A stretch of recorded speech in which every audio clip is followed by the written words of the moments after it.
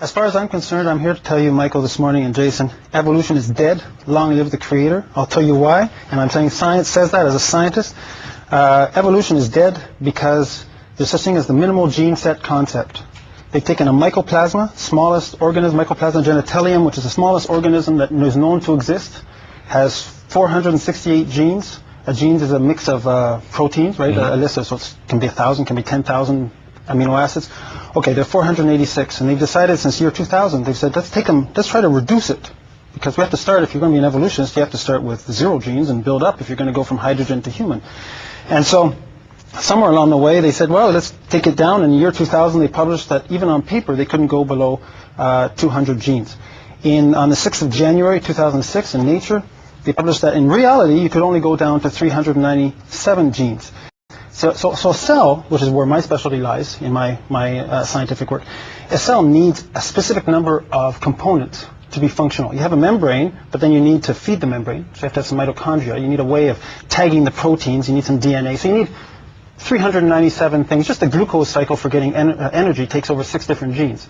So if you don't have one of them, you don't have any more energy coming to the cell. Darwin's fears proved to be true soon after his death. The laws of inheritance, discovered by an Austrian botanist, Gregor Mendel, caused Lamarck's and Darwin's assertions to collapse.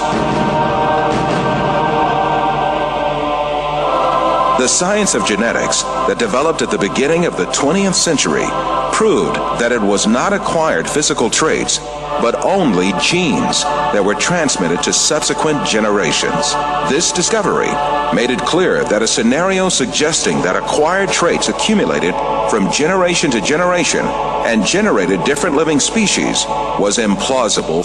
In other words, there were no inheritable variations for Darwin's proposed mechanism of natural selection to choose from. Subsequently, the theory of evolution as advanced by Darwin has been collapsed early in the 20th century. All the other efforts by evolutionists in the 20th century could do nothing but only confirm that natural selection had no evolutionary power. A famous evolutionist, the English paleontologist Colin Patterson, admitted this when he said, "No one has ever produced a species by mechanisms of natural selection. No one has ever got near it, and most of the current argument in neo-Darwinism is about this question." When it was clear that the mechanism of natural selection proposed by Darwin had no evolutionary power, evolutionists had to make a fundamental change in the theory. In addition to the concept of natural selection, they added a second mechanism called mutation.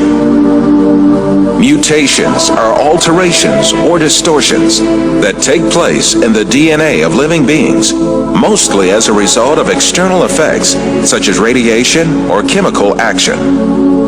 The theory of evolution now holds that living things are differentiated from one another and develop as a result of mutations. This cannot be true, for mutations only damage the information in the DNA and give only harm to a living being.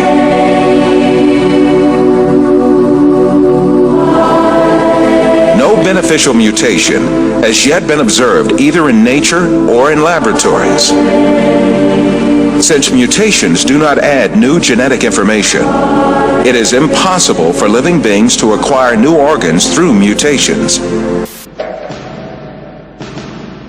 Is new information being generated? That's what evolutionists have to come up with. Right. They have to have a mechanism that generates new, never before existing genetic information that can build all these bigger and better structures. Right. That supposedly never existed before. Right. Right. Never before existing information. Back when there was only a single cell that gave rise to all the diversity of life, there wasn't information for skin and hair and heart and the brain and so on. Right. So you have to generate it somehow, according to evolution. Right.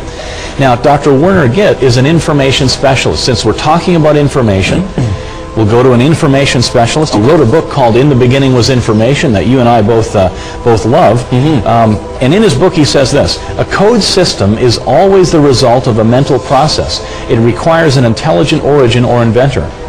It should be emphasized that matter as such is unable to to generate any code. All experiences indicate that a thinking being voluntarily exercising his own free will, cognition, and creativity is required.